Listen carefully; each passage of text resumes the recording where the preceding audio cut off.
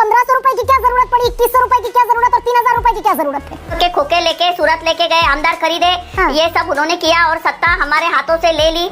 2 करोड़ 35 लाख महिलाओं के खाते में 7,500 रुपए महीना पहुंच गए। वो लाडली बहना को अच्छी तरह से मालूम है कि चुनाव के टाइम इनको महिलाओं की याद आ रही है। गरिमा जी, हम महिलाओं को वोट बैंक के रूप में नहीं देखते। 1,06,000 महिलाओं की मृत्यु होती थी क्योंकि वो चूल्हे पे खाना बनाती थी, तो हमने महिलाओं की सेहत का ख्याल रखा। प्रधानमंत्री नरेंद्र मोदी कहते हैं फ्री की घोषणाओं से किसी का भला नहीं हो सकता, आप इसमें न्याय और सशक्तिकरण दें। अगर पूरे के पूरे महाराष्ट्र का फिस्कल हालत अगर हिमाचल प्रदेश जैसी हो जाए, जहाँ सैलरी देने के पैसे नहीं है, तो आप कह सकती हैं 40 घोषणाओं की बात करूंगा। इनकी घोषणा मैं तो कर ही रहा हूं अपनी, पर मैं आपको कह रहा हूं। दोस्तों, स्वागत है आपका। आप देख रहे हैं द भारत डिबेट। दोस्तों, आज के डिबेट होने वाला वाजपेयी प्रदीप भंडारी न्यूज एंकर गरिमा सिंह के बीच में। वाजपेयी प्रदीप भंडारी जी ने मैडम की अच्छी खासी आज धुलाई की है, क्योंकि मैडम का कहना था कि अभी जो बीजेपी जनता को 1500 रुपया देकर गुमराह कर रही है, इतने दिन से बीजेपी कहाँ सो गए थे और आज जो जनता को 1500 रुपया देकर क्या भला कर पाएगा। लेकिन कांग्रेस के बारे में मैडम एक भी शब्द नहीं बोली। इतना सुनते ही वाजपेयी प्रदीप भंडारी जी ने ऐसे धोया कि मैडम की बोलती बंद हो गई। खैर दोस्तों, डिबेट काफी मजेदार होने वाला है। आपसे अनुरोध है कि वीडियो को अंत तक जरूर देखिएगा। अगर आप लोगों ने अभी तक हमारे चैनल को सब्सक्राइब नहीं किया तो चैनल को सब्सक्राइब और वीडियो को लाइक जरूर से कीजिएगा। चलिए दोस्तों, मेन वीडियो को स्टार्ट करते हैं। चलिए शुरू करते हैं। लेकिन विद्या जी, आप इतनी अनुभवी पैनलिस्ट हैं, अगर इतना विकास है तो ये कैश फॉर वोट, मैं इसे कैश फॉर वोट कहती हूँ, तो महिलाएं सशक्त हो जानी चाहिए थी। फिर ये कैश फॉर वोट की 1500 रुपए की क्या जरूरत पड़ी, 2100 रुपए की क्या जरूरत और 3000 रुपए की क्या जरूरत है, और फ्री सिलेंडर देने की क्या जरूरत? देखिए, 14 से 19 तक फडणवीस थे। अभी 2.5 साल इन्होंने 50-50 करोड़ के खोखे लेके सूरत लेके गए, आमदार खरीदे, ये सब उन्होंने किया और सत्ता हमारे हाथों से ले ली। उसके बाद कोरोना का 2.5 साल का पीरियड था। आज सत्ता हमारे साथ होती तो ये नौबत नहीं आती। मैं आपको बताती हूँ, 1,500 रुपया इन्होंने दिया है 2-3 महीना पहले महिलाओं को, क्योंकि महंगाई इतनी बड़ी है। आपको मालूम है 400 रुपए का सिलेंडर 1200 रुपए तक हुआ, यानी हर महीना इन्होंने हर एक महिला से 800 रुपए ज्यादा लिए। एक साल में 9,600 रुपया इन्होंने ज्यादा लिए। 5 साल में 48,000 यानी 48,000 एक महिला से इन्होंने ज्यादा लिए खाली सिलेंडर में। लेकिन पेट्रोल के भाव, जी, डीजल के भाव, 4 करोड़ खाने का 66, तेल, लेकिन सुनिए ना, चना का दाल, तुअर दाल, हाँ वो जायज है आपकी बात, वो मैं मानती हूँ, लेकिन 4 करोड़ 66 लाख 4 करोड़ 66 लाख महिलाएं हैं महाराष्ट्र में वोटर के तौर पर रजिस्टर्ड, और 2 करोड़ 35 लाख महिलाओं के खाते में 7,500 रुपए महीना पहुंच गए। पहुंचने दीजिए ना। वो लाडली बहना को अच्छी तरह से मालूम है कि चुनाव के टाइम इनको महिलाओं की याद आ रही है। और उसके बाद हमारे सरकार ने, महाविकास आघाड़ी ने जो ये पंचसूत्री जारी की है, पंचसूत्री, ये पंचसूत्री में उन्होंने बताया है कि हर एक महिला को 3,000 रुपया महालक्ष्मी योजना के तहत मिलेगा। और उनको ये भी बोला है कि महिलाओं के बस की यात्रा फ्री में हो गए, और बेरोजगार युवक आपके घर में होगा तो उसको 4,000 रुपया मिलेगा। छूट पे छूट बोलती जा। 4,000 रुपए से उन्हें एड्रेस कर लिया। महिलाएं महंगाई से त्रस्त हैं बेचारी। अब वो महिलाएं 1500, विद्या जी गणित समझा रही हैं, उन्हें आपने 2100 रुपए और 3,000 रुपए से वो पर्ची काट दी। कृष्ण गरिमा जी, हम महिलाओं को वोट बैंक के रूप में नहीं देखते। हम शुरुआत से ही, जब से आदरणीय प्रधानमंत्री नरेंद्र मोदी जी लीडरशिप में रहे हैं, विमेन सेंट्रिक डेवलपमेंट पे विश्वास रखते हैं। और मैं आपको एक कॉमन थीम बताना चाहूंगा। 2014 में जब से हम सरकार में आए हैं, महिलाओं की मूलभूत सुविधाएं जो रही थी, जिसमें महिलाओं को दिक्कत थी घर, पानी, बिजली, गैस, इन पे मैं आपको एक जस्ट छोटा डेटा पॉइंट बताना चाहता हूं। मैं आपको बताऊंगा क्यों ये कंटिन्यूटी है, क्योंकि हमारे हिसाब से गवर्नेंस एक कंटिन्यूटी है और पब्लिक पॉलिसी भी कंटिन्यूटी। जैसे हमको ग्राउंड पे फीडबैक आता है, हम इंप्लीमेंट करते हैं। 3 करोड़ घर इन्होंने सिर्फ 70 साल में बनाए, हमने 4 करोड़ 10 साल में बनाए, और इन सभी स्कीम्स के अंदर महिला के नाम पे रजिस्ट्रेशन हुआ। इन्होंने 70 साल तक महिलाओं की मूलभूत सुविधाओं में टॉयलेट नहीं बना पाए, हम 10 साल में 11 करोड़ से ज्यादा टॉयलेट बना पाए। गैस कनेक्शन में ये 14 करोड़ तक 70 साल में टोटल गैस कनेक्शन पहुंचे, हम 35 करोड़ पे पहुंच चुके हैं और 10 करोड़ से ज्यादा हम उज्ज्वला गैस दिया। अब ये क्यों जरूरी था? क्योंकि हर महीने WHO की स्टडी के हिसाब से 1 लाख महिलाओं की 1,06,000 महिलाओं की मृत्यु होती थी क्योंकि वो चूल्हे पे खाना बनाती थी। तो हमने महिलाओं की सेहत का ख्याल रखा। 3 करोड़ सिर्फ पानी के कनेक्शन 70 साल तक दे पाए, हमने 15 करोड़ सिर्फ 6 साल में दिए। तो हमारे लिए ओवरऑल पर्सपेक्टिव में कोई भी स्टेट हो उसमें जो हम कहते हैं महिलाओं को हम पूरा करते हैं। MSMEs में विमेन लेड MSMEs में अगर कोई स्टेट लीड कर रहा है तो वो महाराष्ट्र लीड कर रहा है, जिसमें 8 लाख से ज्यादा विमेन लेड MSMEs है। नंबर 2 पे तमिलनाडु आता है, नंबर 3 पे यूपी आता है। तो हम जो बॉटम ऑफ द पिरामिड में उनका ख्याल लीड कर रहा है महाराष्ट्र जी। MSME में महिला विमेन लेड MSMEs में, विमेन लेड MSMEs जी, विमेन लेड MSMEs में जी।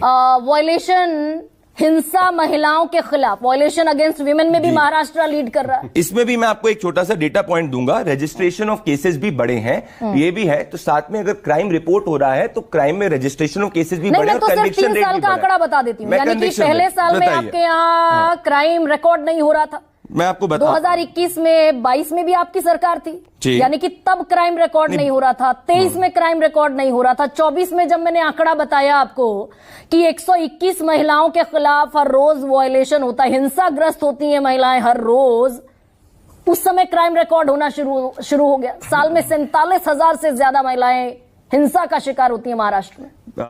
चलो भाई देखो अब मैं क्या करता हूँ। अब जब महाराष्ट्र के अंदर हम लोग रेगुलर फीडबैक्स हर महीने लेते हैं, हर महीने पॉलिसी फीडबैक चलते हैं। तो ये ग्राउंड से स्वेल आया कि अगर महिलाओं को कैश ट्रांसफर्स दिया जाएगा तो एक डिमांड बढ़ेगी, तो इसीलिए हमने उसको इंप्लीमेंट करा। Ladki Bahna is a way to support the women, which is as simple as that. और ये प्रधानमंत्री नरेंद्र मोदी कहते हैं फ्री की घोषणाओं से किसी का भला नहीं हो सकता, आप इसमें न्याय और सशक्तिकरण देख रहे हैं। मैं आपको बताता हूं फर्क है, क्योंकि अगर आपकी फिस्कल प्रूडेंस है, पॉइंट नंबर 1, अगर पूरे के पूरे महाराष्ट्र का फिस्कल हालत अगर हिमाचल प्रदेश जैसी हो जाए जहां सैलरीज देने के पैसे नहीं है, तो आप कह सकती हैं 42% से ज्यादा FDI महाराष्ट्र के अंदर आ रहा है। टॉप 5 प्रोजेक्ट्स जो देश भर में आ रहे हैं उसमें नंबर 1 स्टेट जो है वो महाराष्ट्र है। और साथ में अगर आपने मेरे वो बड़ा अच्छा आपने पॉइंट बोला, मैं इनकी घोषणाओं की बात करूंगा।